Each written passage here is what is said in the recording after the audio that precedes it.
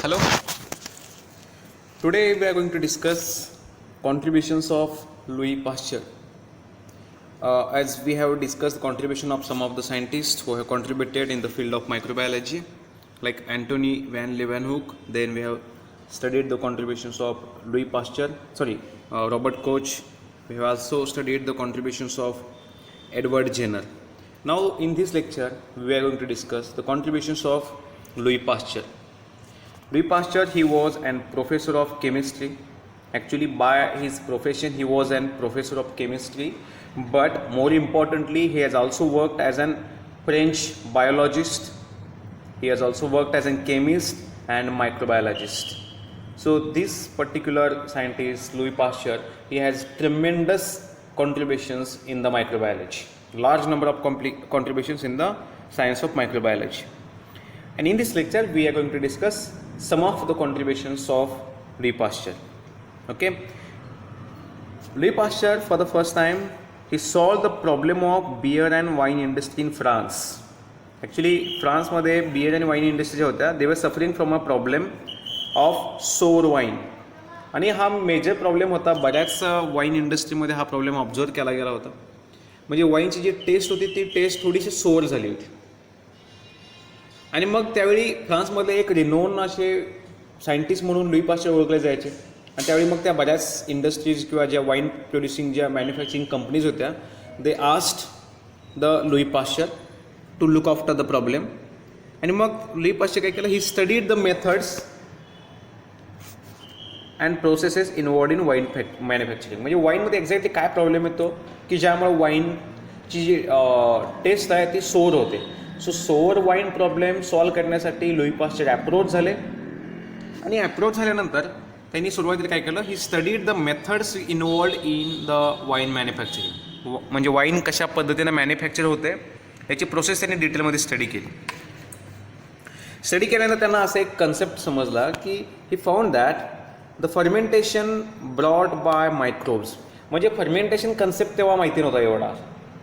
पण wine production कसं होतं तर ग्रेप्स असतील किंवा ग्रेन्स असतील किंवा फ्रूट्स असतील यांचं कन्व्हर्जन अल्कोहोलमध्ये केलं जायचं किंवा वाईनमध्ये केलं जायचं. म्हणजे grapes are converted into wine. आणि ही this process is mediated by micro organisms. म्हणजे हे ग्रेपचं कन्व्हर्जन अल्कोहोलमध्ये किंवा ग्रेपपासून अल्कोहोल प्रोड्यूस करण्याची जी प्रोसेस आहे ही मायक्रो ऑर्गॅनिझम्स कंटिन्यू करतात किंवा हे ऑपरेट करत असतात. या प्रोसेसला फर्मेंटेशन आपण म्हणतो. सो फर्मेंटेशन म्हणजे काय की any substrate converted to product by micro organisms. So if suppose we provide any sugar to organisms, they produces acid, that is fermentation. If suppose we provide sugar, they produces ethanol, that is alcohol fermentation. So he found that the fermentation is brought by microorganisms. Means microorganisms are involved in fermentation of alcohol. म्हणजे ग्रेप्सपासून किंवा फ्रूट्सपासून wine produce करण्यासाठी कोणी responsible असतात, microbes responsible असतात. हे त्याचं सर्वात महत्त्वाचं आणि पहिलं ऑब्झर्वेशन होतं. Then he observe that second observation काय त्यांचं बघा. He observe that good product giving batches contains only one type of microbes. म्हणजे ज्या प्रोडक्टमध्ये फक्त एकाच प्रकारचा ऑर्गॅनिझम इन्वॉल्ड आहे, that product is found to be good product. So the good product which contains only one type of organism, he observed that the fermentation process is mediated by only one kind of organism. म्हणजे fermentation मध्ये फक्त एकच organism involved असू शकतो. म्हणजे example, जर सॅक्रोमायसिस सेरेविस एक east आहे, त्या ईस्टला जर शुगर प्रोव्हाइड केली तर त्या शुगरचं फर्मेंटेशन करून तो अल्कोहोल प्रोड्यूस करतो. पण समजा त्या मीडियामध्ये म्हणजे ज्या मीडियामध्ये आपण सॅक्रोमायसिस ग्रो करतोय तिथं जर दुसरा ऑर्गॅनिझम आला ज्याला आपण कंटॅमिनेशन म्हणतो. म्हणजे एकाच प्रकारचा ऑर्गॅनिझम आपण जेव्हा ग्रो करत असतो त्यामध्ये अनवॉन्टेड ऑर्गॅनिझम जर आला, that is called as contamination. Okay. So जेव्हा सॅक्रोमायसिस सेरेविसला आपण शुगर प्रोव्हाइड करतो, इट विल प्रोड्यूस अल्कोहोल. पण त्याच्यामध्ये दुसरा बॅक्टेरिया आला, दुसरा फंगस आला, that will result in to contamination. आणि मग त्यावेळी अल्कोहोल प्रोडक्शन थोडंसं इल्ड कमी होतं. ओके. पाश्चरनं काय दिसलं, Pasteur observe that good product giving batches म्हणजे ज्या प्रोडक्टमध्ये किंवा ज्या बॅचमध्ये फर्मेंटेशनच्या एकच ऑर्गॅनिझम इन्वॉल्ड आहे, that is producing a good product. म्हणजे याचा अर्थ त्यांनी असं ऑब्झर्व केलं, the good product giving batches contains only one type of microbes, but the product which is found to be sour, ज्या प्रोडक्टची जी टेस्ट होती ती सोअर होती, सोअर वाईन जी होती त्याच्यामध्ये एकापेक्षा जास्त ऑर्गॅनिझम होते. म्हणजे त्याचं फर्मेंटेशन एक ऑर्गॅनिझम करत होता, पण त्याला इफेक्ट करणारा दुसरा ऑर्गॅनिझम सुद्धा त्याच्यामध्ये प्रेझेंट होता. So he observe that some other organisms are also observe in the wine which is tasting sour. ज्या वाईनचा टेस्ट हा सोअर होता त्याच्यामध्ये एकापेक्षा जास्त ऑर्गॅनिझम होते. त्यांना इथं रिझन समजलं की what is the problem behind the sour wine, की जो मल्टिपल इंडस्ट्रीज इन फ्रान्समध्ये ऑब्झर्व केला गेला. ओके, आणि मग त्यांनी त्याचं मायक्रोस्कोपिक ऑब्झर्वेशन केलं. मायक्रोस्कोपिक ऑब्झर्वेशनमध्ये त्यांना ते कन्फर्म झालं. मायक्रोस्कोपमध्ये त्यांना एकापेक्षा जास्त ऑर्गॅनिझम दिसले. म्हणजे नॉर्मली ईस्ट असतो तो ऑर्गॅनिझम, पण त्यांना तिथं ओव्हल शेप्ड ईस्टच्या ऐवजी काही रॉड शेप्ड बॅक्टेरिया आणि कोका शेप्ड बॅक्टेरिया पण दिसले. आणि मग त्यांनी कन्क्लूड केलं की fermentation is brought about by yeast saccharomyces cerevisiae और yeast species, but in this wine, की ज्या वाईनमध्ये स्पॉइलेज झालं होतं, ज्या वाईनचा टेस्ट चेंज झाला होता, त्या वाईनमध्ये ओव्हल शेप्ड ईस्ट सोडून काही रॉड शेप्ड आणि काही कोका शेप्ड बॅक्टेरियासुद्धा होते. So he concluded that finally he suggested those industries. त्यांनी त्या इंडस्ट्रीने काय सजेशन दिलं, बाय सिलेक्टिंग प्रॉपर मायक्रोब, म्हणजे एकच प्रकारचा ऑर्गॅनिझम की जो प्रोडक्शन करणार आहे, we can get a good product. So alcohol प्रोडक्शनसाठी कोण लागतो, saccharomyces cerevisiae. So we can use saccharomyces cerevisiae only. Okay, आपण जेव्हा नुसता सॅक्रोमायसिस सेरेवेसी यूज करतो, बाकीच्या सगळ्या ऑर्गॅनिमची ग्रोथ इनहिबिट करतो, that time we will get good product. समजा लॅक्टिक ॲसिड पाहिजे, we can use lactobacillus. Lactobacillus सोडून दुसरा आला तर लॅक्टोबॅसिलस प्रोड्यूस होणार नाही, टेस्ट त्याची चेंज होईल. So similarly he suggested that by selecting proper microbe one can get good product. Okay, मग त्याने हे पण सजेस्ट केलं सेकंड की आता अनवॉन्टेड ऑर्गॅनिझम कसे किल करायचे. तर फर्मेंटेशन मोस्टली लिक्विड मीडियामध्ये करतो आपण. म्हणजे वॉटर आहे, समजा त्या वॉटरमध्ये शुगर ॲड केली किंवा शुगरचा सोर्स ॲड केला, म्हणजे एक्झाम्पल मोलॅसिस असेल, बीट मोलॅसिस असेल, किंवा एखादा शुगरचा सोर्स कोणताही ॲड केला वॉटरमध्ये, त्याच्यामध्ये आपण ईस्ट ॲड केला. सो ईस्टला शुगर प्रोव्हाइड केली वॉटरमध्ये आहे, तो ईस्ट काय करणार आहे, त्याच्यापासून अल्कोहोल प्रोड्यूस करणार आहे. आणि मग फायनली आपण काय करतो, ते जे मीडिया आहे की ज्यामध्ये ईस्ट आहे, वॉटर आहे, न्यूट्रिएंट्स आहेत, त्यात ऑर्गॅनिझम शुगर युटिलाइज करणार आणि अल्कोहोल प्रोड्यूस करणार. फायनली आपण त्यातून अल्कोहोल सेपरेट करत असतो. ही एक नॉर्मल स्टँडर्ड फर्मेंटेशन प्रोसेस आहे. मग त्या वॉटरमध्ये जर काही बॅक्टेरिया आले, कंटॅमिनेशन करणारे बॅक्टेरिया आले, तर त्यांना आपण कसे रिमूव्ह करू शकतो, त्यासाठी त्यांनी एक मेथड दिली. He said that undesirable microbes can be removed by heating the juice. म्हणजे जे काय फ्रूट ज्यूस आहे, ज्यामध्ये ईस्ट ॲड केला आहे, त्यामध्ये बाकीचे ऑर्गॅनिझम ग्रो होऊ नये यासाठी आपण काय करू शकतो, we can heat that juice so that we can prevent the entry of undesired micro organisms. So undesired microorganisms can be removed by heating juice. This process nowadays we know it as an pasteurization. या प्रोसेसला आपण काय म्हणतो, pasteurization. Heating liquid to remove unwanted microorganisms can be called a pasteurization method. तुम्ही बऱ्याच वेळा milk product जे असतात किंवा मिल्कचे पॅकेट असतात त्याच्यावर वाचला असेल pasteurized milk. That means it is properly heated to prevent the growth and development of organisms in the milk.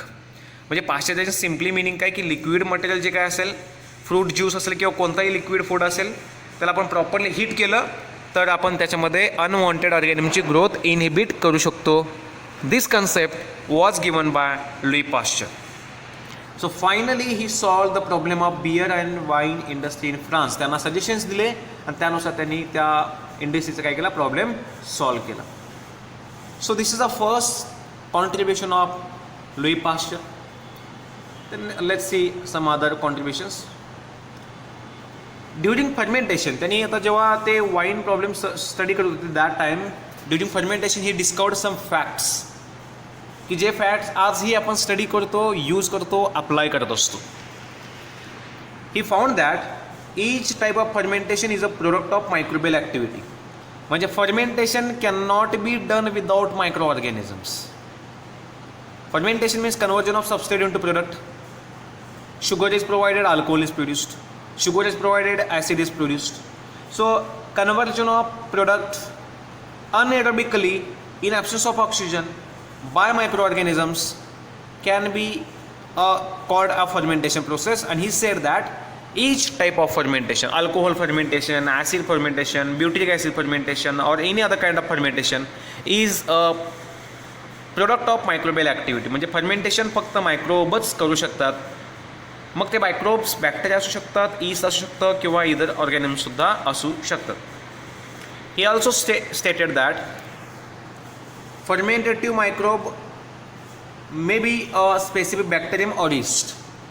म्हणजे जो ऑर्गॅनिझम फर्मेंटेशन करणार तो बॅक्टेरिया पण असू शकतो किंवा ईस्ट पण असू शकतो. Each fermentation require specific condition. आता स्पेसिफिक कंडिशन म्हणजे काय, तर समजा तुम्ही ईस्ट ग्रो करत असाल किंवा ईस्टला यूज करणाऱ्या फर्मेंटेशन करण्यासाठी, तर ईस्टला ॲसिडिक pH लागतो. ईस्टला ग्रोथसाठी नॉर्मल रूम टेम्परेचर रिक्वायर्ड असतं. ईस्टला शुगर कॉन्सन्ट्रेशन थोडं हाय रिक्वायर्ड असतं. म्हणजे प्रत्येक फर्मेंटेशन जो प्रोसेस आहे त्याला एक टिपिकल एन्व्हायरमेंटल कंडिशन रिक्वायर्ड असते. तुम्ही समजा लॅक्टिक ॲसिड बॅक्टेरिया यूज केला तर त्याच्यासाठी वेगळी कंडिशन रिक्वायर्ड असेल. स्ट्रेप्टोमायसिस यूज केला, it will require different set of environmental condition. So each fermentation requires specific condition. Got it? Then alcohol producing agent grows well in acidic condition because alcohol producing organisms are mostly yeast, and as I have already mentioned, yeast requires acidic pH. So alcohol producing organisms requires acidic condition. म्हणजे त्यांना जेव्हा तुम्हाला alcohol producing organisms use करणार आहे, तुम्ही east use करणार आहे, alcohol fermentation करताय, you must maintain acidic pH of that particular medium. Similarly lactic acid producing bacteria they requires neutral pH. So अल्कोहोलसाठी ॲसिडिक pH मेंटेन करावा लागतो. For lactic acid neutral pH should be maintained. Okay, so these are some statements given by Louis Pasteur regarding fermentation process. Then second contribution of Louis Pasteur, he discovered the existence of anaerobic bacteria. Anaerobic bacteria म्हणजे काय, the bacteria which grows in absence of oxygen. ज्या बॅक्टेरियाला growth and डेव्हलपमेंटसाठी ऑक्सिजनची गरज नसते, those are called as anaerobic bacteria. म्हणजेच जर oxygen असेल तर त्यांची ग्रोथ अफेक्ट होते. And in absence of oxygen they grows well. So they discovered, म्हणजे या डिस्कवरीच्या आधी कुणालाही असा कन्सेप्ट माहीत नव्हता की लिव्हिंग थिंग्स ऑक्सिजनशिवाय जगू शकतं. पहिल्यांदा लुई पाश्चर यांनी सांगितलं की काही अनएरोबिक बॅक्टेरियासुद्धा असतात which grows in absence of oxygen. आणि हे त्यांना कधी दिसलं, during ब्युटेरिक acid fermentation. So Louis Pasteur was studying ब्युटेरिक acid fermentation, आणि त्यामध्ये त्यांना असं दिसलं की जो ऑर्गॅनिझम ब्युटेरिक ॲसिड फर्मेंटेशन करतो आहे त्या ऑर्गॅनिझमला ऑक्सिजन रिक्वायर्ड नसतो त्याच्या ग्रोथसाठी. आणि मग त्याने तो कन्सेप्ट दिला anaerobic bacteria. Clear? Good. Then we have already studied his contribution in spontaneous generation. In the year 1864, he disproved the theory of spontaneous generation. Spontaneous generation concept असतो आपण बघितलं. म्हणजे काही सायंटिस्ट बिलीव्ह करत होते स्पॉन्टेनियस जनरेशन, काही scientist बायोजेनेसिसला support करत होते. आणि मग बरेच सायंटिस्ट, बरेच experiments, lots of criticism. Finally all those criticisms were stop once for all after the swan neck experiment perform by Louis Pasteur. Louis Pasteur यांनी स्वॅन नेक एक्सपेरिमेंट परफॉर्म केला आणि मग तेव्हा spontaneous generation theory completely disprove झाली होती किंवा तिथून पुढे कुणीही त्याच्यावर क्वेश्चन रेज केले नाहीत. Okay. The next contribution, Louis Pasteur he proved germ theory of disease. Germ theory of disease states that diseases are mostly caused by germs. Diseases are caused by germs. Germs might be bacteria, it might be fungus, protozoa or virus. म्हणजे germs म्हणजेच indirectly microbes, they causes disease. हे त्यांनी prove केलं experimentally, especially in case of the protozoa in pebrine disease of silkworm. Pebrine disease हा silkworm मधला, silkworm which is commonly used in production of silk. Okay, so silk प्रोडक्शनमध्ये silkworm use केले जायचे, पण ते जे सिल्क आहेत त्या सिल्कमध्ये काही प्रोटोझोआ इन्फेक्शन कॉज करतात आणि त्यामुळे सिल्कवर्मचं प्रोडक्शन थोडं डिक्रीज होतं. फ्रान्समध्ये जे सिल्क इंडस्ट्रीज आहेत त्यांना हा इकॉनॉमिकल लॉस होऊ लागला. And again those industries approached Louis Pasteur. त्या लुई पाश्चरकडे त्या इंडस्ट्रीज अप्रोच झाल्या आणि त्यांनी मग लुई पाश्चरला तो प्रॉब्लेम सॉल्व करण्यासाठी किंवा स्टडी करण्यासाठी इन्व्हाइट केलं. Louis Pasteur then studied that disease. He studied that pebrine disease of silkworm in the France, and he studied that this disease is caused by a kind of protozoa. This disease is caused by a protozoa. Okay, role of protozoa in pebrine disease. He suggested, म्हणजे त्यांनी ते जे farmers होते त्यांना suggest केलं की they can eliminate the disease by using healthy caterpillars for breeding. म्हणजे healthy caterpillars ज्यांच्यामध्ये कुठल्याही प्रकारचं प्रोटोझोअल इन्फेक्शन नाही आहे असे कॅटरपिलर्स यूज करून they can eliminate this type of particular pebrine disease in silkworm. Because silkworm हा एक इकॉनॉमिकल सगळ्यात मोठा फॅक्टर होता फ्रान्स इंडस्ट्रीमध्ये, आणि हा जो पेब्राइन डिसीज आहे प्रोटोझोआने कॉज केलेला त्यामुळे इकॉनॉमिकल लॉस होऊ लागला. सो त्यांनी काय सजेस्ट केलं for this particular So he suggested, Louis Pasteur suggested that the farmers can eliminate the disease by using healthy caterpillars for breeding. Okay, so without disease असलेले जे caterpillars आहेत ते use करून ते सिल्कवर्म सिल्क प्रोडक्शन करू शकतात. This was a suggestion given by Louis Pasteur. He discovered the principle of active immunization. Okay, so इथं you should write that he discovered the principle of active immunization. A very interesting concept आहे, very interesting experiment आहे. त्यांनी काय केलं बघा, he isolated and Pasteurella cholera disease. The causative agent of this disease is Pasteurella aviseptica. This organism Pasteurella, okay, एविसेप्टिका.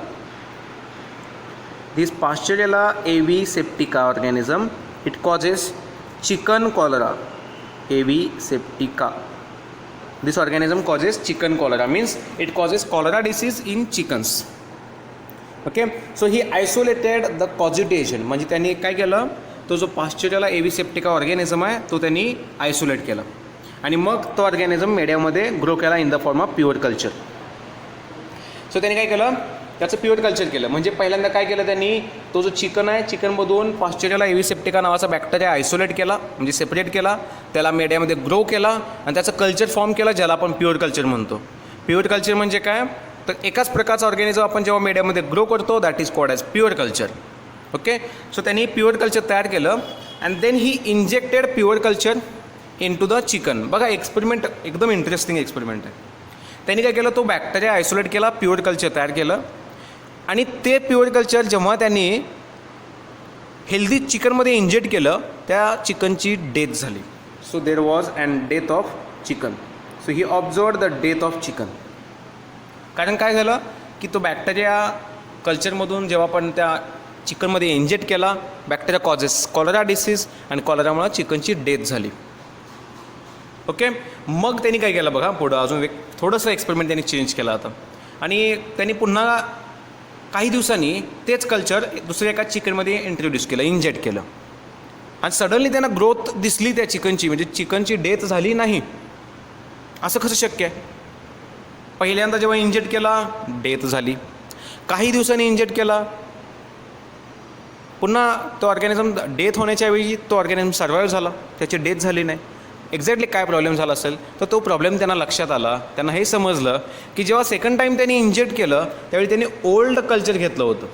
पहिल्यांदा जेव्हा घेतलं ते फ्रेश होतं, एकदम ऑर्गॅनिझम फ्रेश होता, यंग होता, आणि जेव्हा सेकंड टाईम इंजेक्ट केला त्यावेळी तो कल्चर कसं तो ओल्ड होतं, म्हणजे तो काही 15 दिवस 20 दिवस ऑर्गॅनिझम ग्रो झाला होता. आणि मग त्यांना असं समजलं की जेव्हा ऑर्गॅनिझम ओल्ड होतो, कल्चर जेव्हा ओल्ड होतं, so during this period of incubation organism loses its pathogenicity. त्याची डिसीज कॉजिंग ॲबिलिटी काय होते, लूज होते, हे त्यांना समजलं. आणि मग याच्यावरून त्यांना एक कन्सेप्ट समजला आणि त्यांनी एक पुढचा एक्सपेरिमेंट केला. That experiment is okay. So त्यांनी काय केलं बघा, ती जी ओल्ड चिकन होतं की ज्या चिकनमध्ये त्यांना सर्वायवल दिसला, ज्या चिकनमध्ये पाश्चुरियला एव्हिसेप्टिका ओल्ड कल्चर इंजेक्ट केलं की जो चिकन डेथ झाली नाही, असा एक चिकन घेतला आणि दुसरा एक चिकन घेतला, म्हणजे 2 चिकन घेतले त्यांनी. आणि दोन्ही चिकनमध्ये त्यांनी काय केलं, in both the chickens he introduced fresh virulent culture of Pasteurella aviseptica. Fresh culture, आता पुन्हा त्यांनी फ्रेश कल्चर घेतलं. त्यातलं एक कल्चर जे प्रिव्हियसली इनॉक्युलेटेड चिकनमध्ये इंट्रोड्यूस केलं आणि दुसरं chicken which is not previously inoculated. म्हणजे पहिल्यांदा जे इनॉक्युलेट केलेलं एक होतं जे सर्वाईव्ह झाला त्या चिकनमध्ये इंजेक्ट केलं आणि दुसरा एक नवीन चिकन घेतला ज्याच्यामध्ये कुठलाही पहिल्यांदा इनॉक्युलेशन केलेलं नव्हतं, त्याच्यामध्ये पण इंजेक्ट केलं. पहिल्यांदा ज्याच्यामध्ये इंजेक्ट केलं तो चिकन आहे तसा सर्वाईव्ह झाला आणि ज्याच्यामध्ये पहिल्यांदा इंजेक्ट केलं नव्हतं त्याची काय झाली, डेथ झाली. So he observe death. त्याच्यावरून काय समजतं तुम्हाला काय वाटतं की काय झालं असेल एक्झॅक्टली, काय वाटतं तुम्हाला? ओके, ॲन्सर सिम्पल आहे बघा. काय सांगतो मी, ऐका नीट आहे का. वॅक्सिनचा कन्सेप्ट हा मोर ऑर लेस सिमिलरच असतो. असं पहिल्यांदा जेव्हा ओल्ड कल्चर इनॉक्युलेट केलं त्यावेळी त्या ओल्ड कल्चरमधला जो ऑर्गॅनिझम आहे त्याच्यामध्ये डिसीज कॉजिंग ॲबिलिटी होती का, नव्हती. त्यामुळं चिकनची डेथ झाली नाही. पण तो ऑर्गॅनिझम त्या चिकनच्या बॉडीमध्ये गेला. चिकनच्या बॉडीमध्ये गेल्यानंतर त्या चिकनची इम्युनिटी ॲक्टिव्ह झाली आणि दे प्रोड्युस्ड अँटीबॉडीज. त्यांनी काही अँटीबॉडीज प्रोड्यूस केल्या त्या चिकनच्या अगेन्स्ट. ओके, अँटीबॉडीज प्रोड्यूस केल्या, त्या अँटीबॉडीज आहे तशा राहिल्या. दुसऱ्यांदा त्यांनी फ्रेश ऑर्गॅनिझम इनॉक्युलेट केला आणि जेव्हा फ्रेश ऑर्गॅनिझम इनॉक्युलेट केला तेव्हा देखील डेथ झाली नाही. रिझन काय आहे, रिझन तेच आहे, जेव्हा पहिल्यांदा त्यांनी इनॉक्युलेट केला त्यावेळी अँटीबॉडी प्रोडक्शन झालं होतं आणि अँटीबॉडी प्रोडक्शन झाल्यामुळे लार्ज नंबर ऑफ अँटीबॉडी त्याच्या बॉडीमध्ये आहे अशा होत्या. आणि जेव्हा फ्रेश कल्चर इनॉक्युलेट केलं तेव्हा त्या अँटीबॉडीज त्या ऑर्गॅनिझमला किल केल्या आणि त्यामुळं या ऑर्गॅनिझम या चिकनची काय झाली, आपल्याला सर्वायवल दिसलं, जिथं डेथ झाली नाही. This is called as active immunization. Immunization means activation of immune system.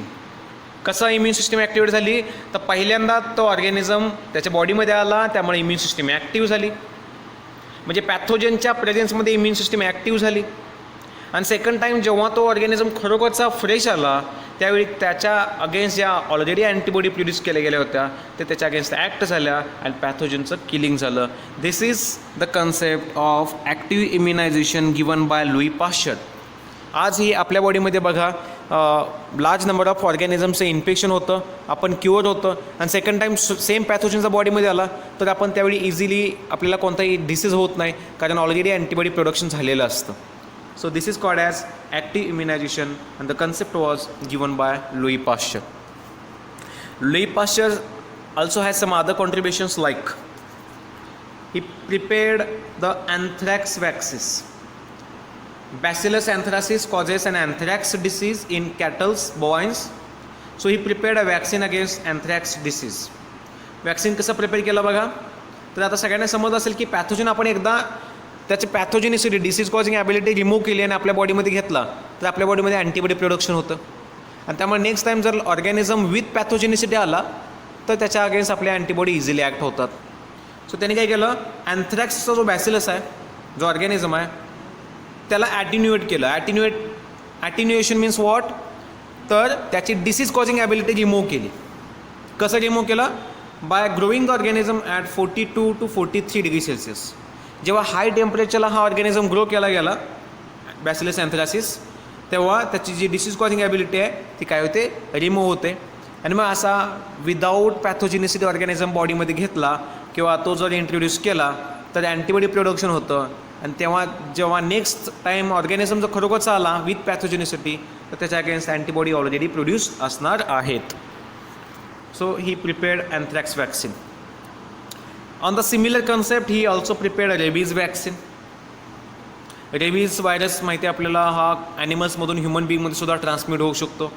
So rabies vaccine त्यांनी काय केलं, ॲटिन्युएट केला, म्हणजे त्याचा पॅथोजेनिसिटी रिमूव्ह केली. कसं, तर व्हायरस सगळ्यात महत्त्वाचं काय बघा, व्हायरस हा होस्ट स्पेसिफिक असतो. म्हणजे एक्झाम्पल नॉर्मली HIV व्हायरस हा ह्युमन बीइंगमध्ये इन्फेक्शन कॉज करतो म्हणजे HIV व्हायरसचा नॉर्मल होस्ट कोण आहे, ह्युमन बिंग किंवा मंकीज. नॉर्मल होस्ट सोडून जर दुसरा होस्टमध्ये आपण जर HIV व्हायरस इंट्रोड्यूस केला तर त्याची डिसीज कॉजिंग ॲबिलिटी लूज होते. आणि हा कन्सेप्ट लुई पाश्चरने यूज केला. So he attenuated rabies vaccine by growing it in abnormal host rabbit. त्याचा नॉर्मल होस्ट हा उल्फ असतात, डॉग्स असतात, पण त्यांनी त्याचा दुसरा होस्ट की ज्याच्यामध्ये तो डिसीज कॉज करू शकत नाही, जिथं त्याची डिसीज कॉजिंग ॲबिलिटी लूज होते, असे त्याने रॅबिटमध्ये इंट्रोड्यूस केला. आणि त्यामुळे तो कसा झाला, ॲटिन्युएटेड झाला. ओके, मग त्याने काय केलं, त्या रॅबिटचं ब्रेन आणि स्पायनल कॉर्ड रिमूव्ह केला. त्याचं dried preparation was used as an vaccine. Okay, and that vaccine was introduced in a boy named as Joseph Meister who was bitten by wolf. Joseph Meister हा एक लहान मुलगा होता ज्याला उल्फनं bite केलं होतं. त्याच्यामध्ये त्याने वॅक्सिन ते इंट्रोड्यूस केलं to cure that rabies disease. Okay, so these are some contributions of Sir Louis Pasteur. Okay, so this is all about the Louis Pasteur contribution to the field of microbiology. I hope की सगळ्यांना समजलं असेल. Thank you.